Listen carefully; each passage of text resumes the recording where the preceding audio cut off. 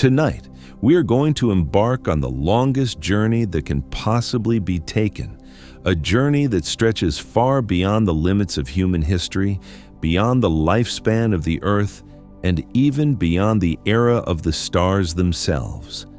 We are setting our course for the end of time, traveling toward the ultimate destiny of the universe, where entropy claims its final victory, and the cosmos settles into an eternal, frozen silence. It is a concept that might stir a feeling of existential dread in the waking mind, but here, in the safety of this moment, it serves a different purpose. For the end of time is the ultimate form of rest, a state of perfect peace where no energy is wasted and no struggle remains. Before we cast our minds forward into the deep future, let us first anchor ourselves firmly in the present reality, feeling the physical sensation of the bed beneath you, which supports your weight against the pull of gravity.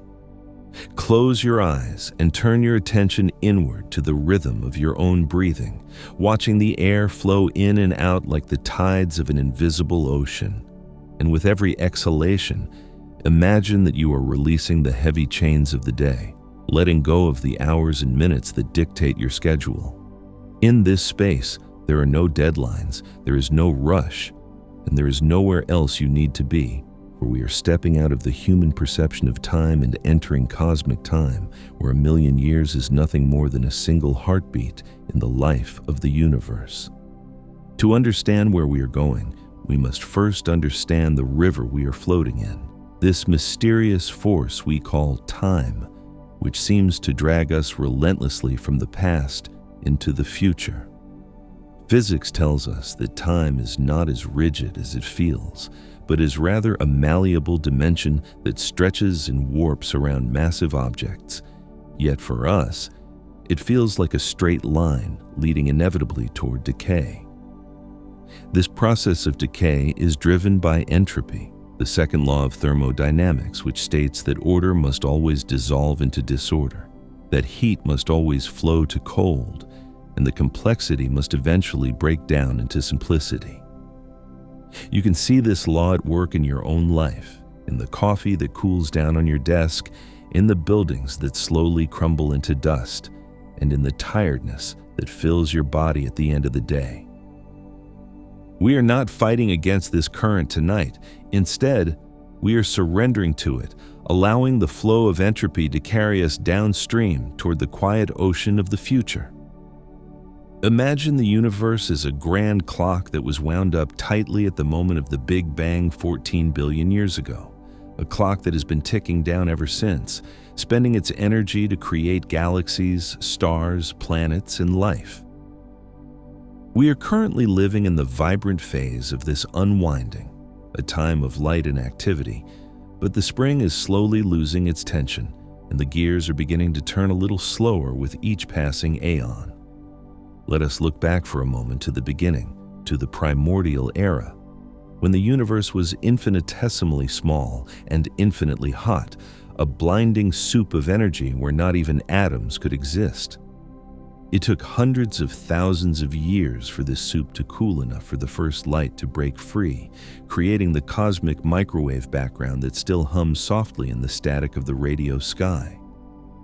From that darkness, the first stars ignited, massive giants of pure hydrogen that burned with a ferocity we can scarcely imagine, forging the heavy elements that would one day make up the iron in your blood and the calcium in your bones. Those ancient giants are long dead, their ashes scattered across the void to build the second and third generations of stars, including our own sun, which anchors us here in the stelliferous era, the age of stars. But this age, which feels so permanent to us as we look up at the glittering night sky, is actually a fleeting anomaly, a brief flash of brilliance in a timeline that is dominated by darkness. The universe is already past its peak star-forming years, and the great factories of creation inside the nebulas are slowing down, producing fewer and fewer new suns as the available hydrogen gas is used up or flung out into the unreachable voids between galaxies. We are living in the autumn of the universe, enjoying the harvest of light before the coming of the long, eternal winter. As we drift forward on the river of time, we begin to speed up, watching the centuries flicker by like the frames of a movie reel.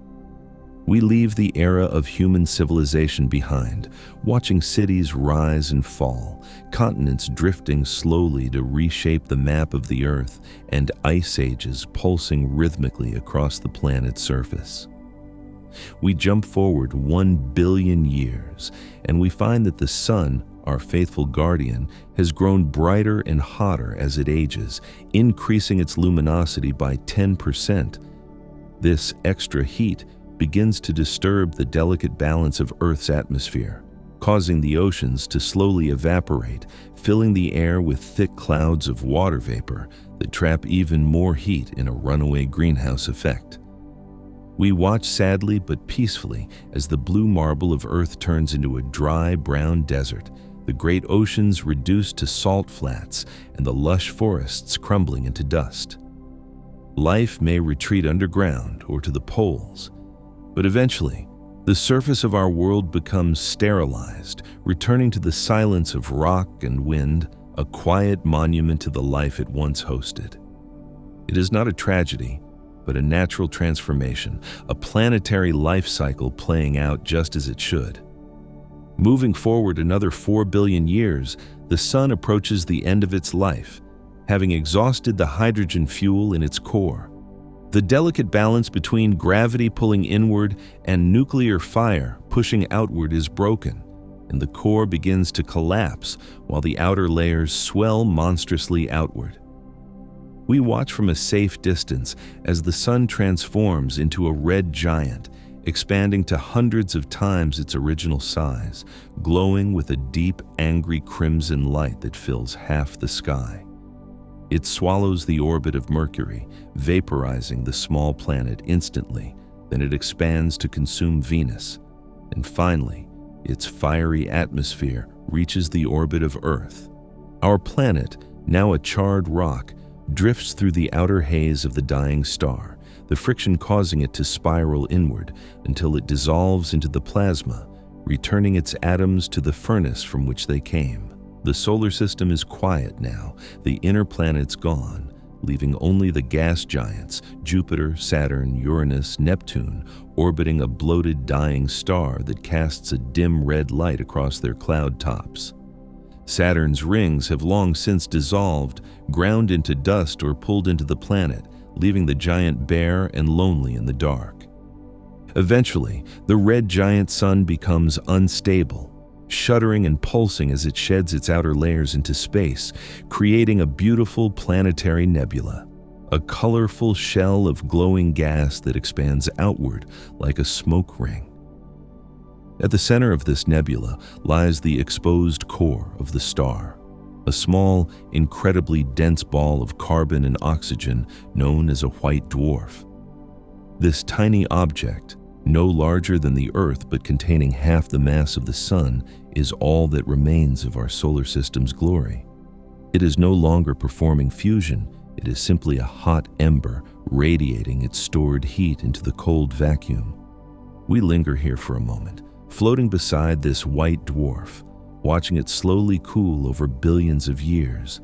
Its light turns from brilliant white to yellow, then to orange, and finally to a dull red, fading into the background as the nebula dissipates into the void. This is the fate of almost every star we see in the night sky. They are all destined to become white dwarfs, cooling corpses drifting alone in the dark.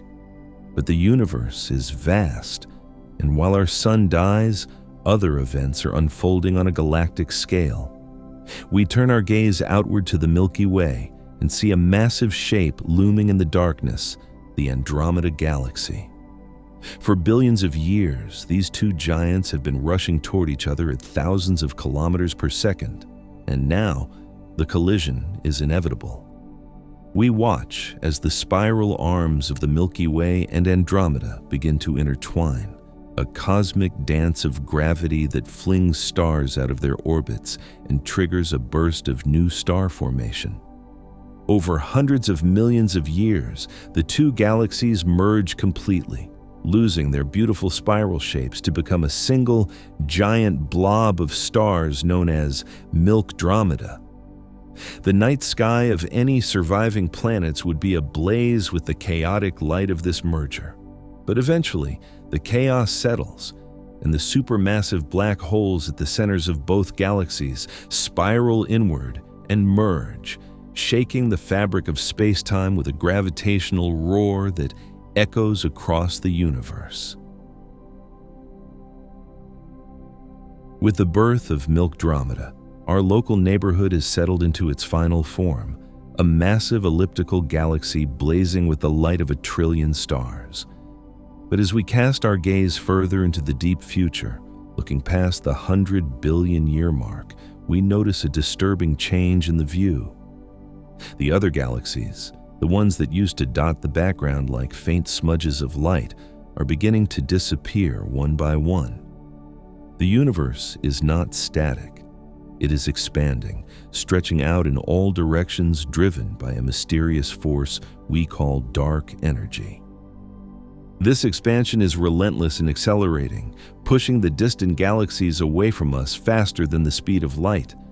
They cross the cosmic horizon, the point of no return, and once they cross this line, their light can never reach us again.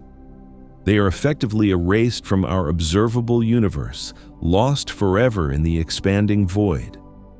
Future civilizations born in this era will look up at their night sky and see only the stars of their own galaxy, surrounded by endless crushing blackness. They will believe that Milkdromeda is the entire universe, an island of light in an infinite ocean of nothing, with no evidence of the Big Bang or the cosmic web that once connected everything. As the eons pass, the supply of gas needed to form new stars begins to run dry. The great nebulas that once acted as stellar nurseries are exhausted, their hydrogen locked away in the cores of dead stars or flung into the intergalactic abyss. The formation of new suns slows to a trickle and then stops completely. The era of creation is over, and the era of survival begins. The sky is dominated by long-lived red dwarfs, tiny stars that burn their fuel so frugally that they can shine for trillions of years. These dim red embers huddle together in the darkness, providing the last oasis of warmth in a cooling universe. We might imagine civilizations clustered around these dying fires, harnessing the last drops of energy to keep their digital minds running, sharing stories of the ancient times when the sky was full of bright blue and yellow stars. But even the red dwarfs are mortal. One by one, they exhaust their fuel and fade into white dwarfs, joining the legions of stellar corpses that drift silently through the galaxy. We jump forward now to a time incredibly distant, 100 trillion years from now. The last red dwarf has just flickered out. The universe has gone dark. There is no visible light anywhere, only the faint infrared glow of cooling dead stars. The stelliferous era has officially ended, and we have entered the Degenerate Era, a time of zombies and ghosts. The galaxy is a graveyard populated by black holes, neutron stars, white dwarfs, and cold, frozen planets drifting aimlessly in the dark. In this gloom, encounters are rare but violent. Occasionally, two white dwarfs spiral inward and collide, triggering a Type Ia supernova, a brief blinding flash that illuminates the darkness for a few weeks before fading away. It is a lonely firework in a desert of night, witnessed by no one. Brown dwarfs, failed stars that never ignited, might collide and merge to form a temporary red dwarf, creating a small habitable zone for a few billion years, a last chance for life to emerge in the twilight. But these are just fleeting sparks in the overwhelming darkness, Gravity continues its relentless work. Over immense timescales, dead stars encounter each other, exchanging orbital energy. Some are flung out of the galaxy entirely, exiled into the intergalactic void to drift alone forever. Others lose energy and sink toward the center of the galaxy, feeding the supermassive black hole that lurks there. The galaxy itself begins to evaporate, dissolving slowly as its constituent stars are either ejected or consumed. We are now venturing into timescales that defy human language, eras so distant that using years becomes meaningless. We are looking at a 1 followed by 35 zeros. In this unimaginable future, a theoretical process called proton decay may begin to take effect. The proton, the fundamental building block of atomic nuclei, the particle that gives mass and structure to everything we know, may not be stable forever. Physics suggests that it too has a half-life, and eventually it will fall apart. If this theory is true, then the very matter of the universe is destined to dissolve. Imagine a cold, dead planet drifting in the dark. Slowly, very slowly, the atoms that make up its rocks, its frozen oceans, and its core begin to decay. A proton inside an iron atom suddenly breaks apart into a positron and a pion, releasing a tiny flash of energy. This happens again and again across the entire planet. The solid rock begins to evaporate from the inside out, turning into a fine mist of subatomic particles and radiation. This is the ultimate dissolution. White dwarfs, the corpses of suns, will dim and then crumble into nothingness. Neutron stars, the densest objects in the universe, will lose their structure and fade away.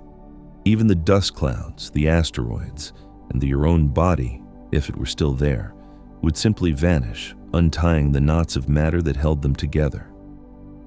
The physical universe, the world of touch and solidity, ceases to exist.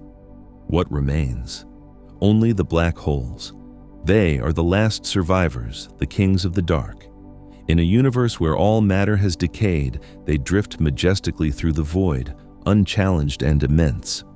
We enter the black hole era. There are no stars, no planets, no light, no atoms. Just gravity wells moving through nothingness. These monsters range from small stellar mass holes to behemoths billions of times the mass of the sun. They orbit each other in the dark, occasionally merging in bursts of gravitational waves that ripple through the empty fabric of space, the only song left in a dead universe. But even immortality is an illusion for black holes. As Stephen Hawking famously predicted, they are not completely black. They leak a tiny amount of radiation, known as Hawking radiation, into the vacuum. This process is incredibly slow, so slow that for a black hole the size of the sun, it would take longer than the current age of the universe to lose even a single atom's worth of mass. But time is no longer an object. We have eternity. Over years numbering in the googles, a 1 followed by 100 zeros, the black holes begin to shrink. As they get smaller, they radiate faster, getting hotter and brighter. In their final moments, after eons of silence, a black hole will explode with the force of 1,000,000 nuclear bombs, releasing a final burst of gamma rays into the void. It is the last gasp of structure, the final protest against the dying of the light. One by one, the black holes evaporate. The supermassive giants take the longest, standing as the last bastions of organized energy, but they too eventually succumb. The last black hole in the universe flashes out of existence, and with it, the black hole era comes to an end. The last macro object is gone. The last gravity well is smoothed out. The universe is now truly empty. We are now venturing into timescales that defy human language, eras so distant that using years becomes meaningless. We are looking at a 1 followed by 35 zeros. In this unimaginable future, a theoretical process called proton decay may begin to take effect. The proton, the fundamental building block of atomic nuclei, the particle that gives mass and structure to everything we know, may not be stable forever.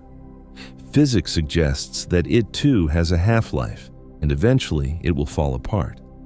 If this theory is true, then the very matter of the universe is destined to dissolve. Imagine a cold, dead planet drifting in the dark. Slowly, very slowly, the atoms that make up its rocks, its frozen oceans, and its core begin to decay. A proton inside an iron atom suddenly breaks apart into a positron and a pion, releasing a tiny flash of energy. This happens again and again across the entire planet. The solid rock begins to evaporate from the inside out, turning into a fine mist of subatomic particles and radiation. This is the ultimate dissolution. White dwarfs, the corpses of suns, will dim and then crumble into nothingness. Neutron stars, the densest objects in the universe, will lose their structure and fade away. Even the dust clouds, the asteroids, and your own body, if it were still there, would simply vanish, untying the knots of matter that held them together. The physical universe, the world of touch and solidity, ceases to exist. What remains? Only the black holes. They are the last survivors, the kings of the dark. In a universe where all matter has decayed, they drift majestically through the void, unchallenged and immense. We enter the black hole era. There are no stars, no planets, no light, no atoms. Just gravity wells moving through nothingness. These monsters range from small stellar mass holes to behemoths billions of times the mass of the sun. They orbit each other in the dark, occasionally merging in bursts of gravitational waves that ripple through the empty fabric of space, the only song left in a dead universe. But even immortality is an illusion for black holes. As Stephen Hawking famously predicted, they are not completely black. They leak a tiny amount of radiation, known as Hawking radiation, into the vacuum. This process is incredibly slow.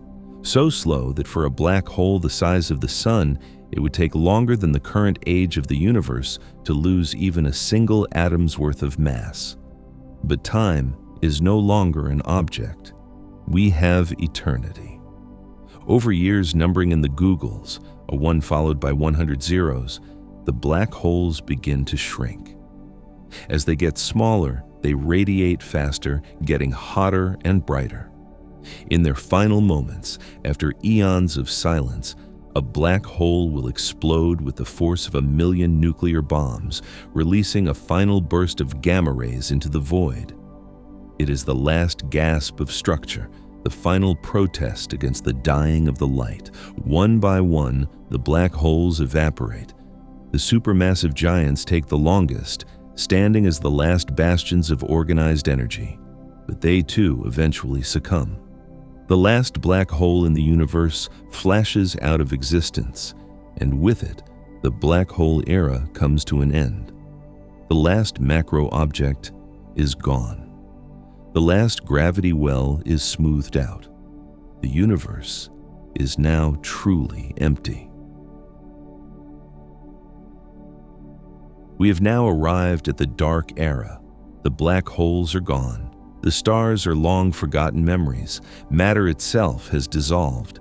The universe is now a vast, unimaginably large ocean of emptiness, populated only by a thin soup of subatomic particles. Photons, neutrinos, electrons, and positrons. These particles drift through the void, separated by distances so vast that they may travel for trillions of years without ever encountering another particle. The universe has expanded so much that space itself has lost its meaning. There are no landmarks, no reference points, no here or there. Every point is identical to every other point. The temperature is dropped to absolute zero, or as close to it as the laws of quantum mechanics allow. It is a world of maximum entropy, a state of perfect disorder where energy is evenly distributed, and therefore, no work can ever be done again. The great engine of the cosmos has finally run out of fuel and come to a halt. In this eternal twilight, something strange happens to the concept of time. Time, as we understand it, is a measure of change. It is the tick of a clock, the beat of a heart, the rotation of a planet.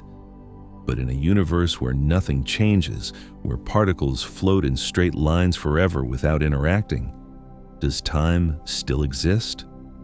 If a clock ticks in a void, and there is no one to hear it, and nothing changes between the ticks, is it really ticking?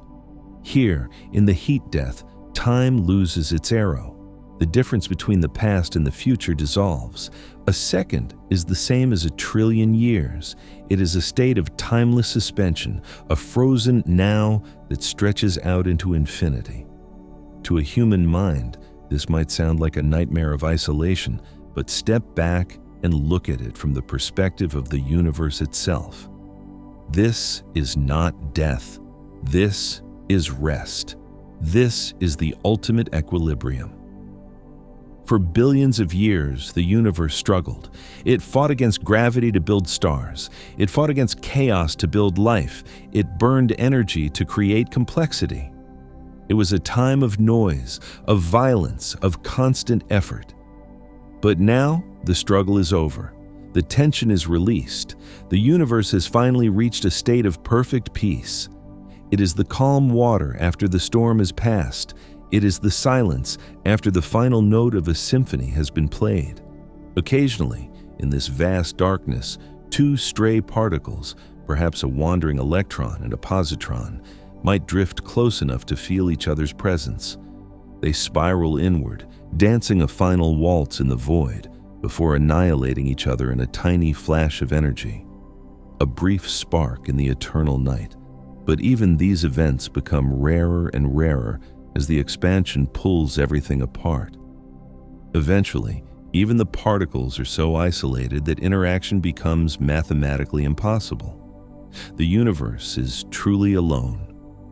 But quantum mechanics, the rulebook of the very small, holds one last surprise card. Even in a perfect vacuum, space is never truly empty. It is seething with vacuum energy, virtual particles popping in and out of existence. Over timescales that are impossible to write down, a 1 followed by thousands of zeros, it is statistically possible for a quantum tunneling event to occur. A spontaneous decrease in entropy, a random fluctuation in the field. Some physicists theorize that in this infinite expanse of time, a new Big Bang could spontaneously erupt from the nothingness. A new universe with new laws, new constants, and new stars could be born from the ashes of the old one. This suggests that our universe is not a straight line from birth to death, but a circle, an eternal heartbeat, expansion and contraction, waking and sleeping. We may just be one breath in an infinite series of breaths. And so we return to you, lying in your bed, anchored to a small planet, orbiting a dying star in a universe that is slowly winding down. You might feel small after this journey. You might feel insignificant against the scale of eternity. But do not let this feeling bring you fear. Let it bring you freedom. Think about the worries that kept you awake tonight, the deadline at work, the awkward conversation, the bill you have to pay, the regret from years ago. Now, place those worries next to the heat death of the universe. Place them next to the evaporation of black holes and the decay of protons. Do you see how weightless they become? The scale of the cosmos is a permission slip. It gives you permission to let go. It tells you that your mistakes are temporary, your stress is fleeting, and your burdens are microscopic. The universe does not judge you. It does not demand perfection from you. It is simply existing, flowing towards rest, just like you are right now. Sleep is a micro version of the heat death. Every night you lie down and allow your own personal universe to wind down. You turn off the lights, the stars go out. You stop moving, entropy increases. You stop thinking, time loses its meaning. You surrender your consciousness to the void, and you do not fear this. You welcome it, you crave it. Sleep is the most natural state of existence. It is a return to the baseline. The universe is drifting towards a long, dreamless sleep, and tonight, you are joining it. You are harmonizing with the grandest rhythm in existence. Feel the gravity pulling you down, not just as a force, but as an embrace. Feel the darkness of the room not as an absence of light, but as a warm, velvet blanket wrapping around you. There is nothing more you need to do.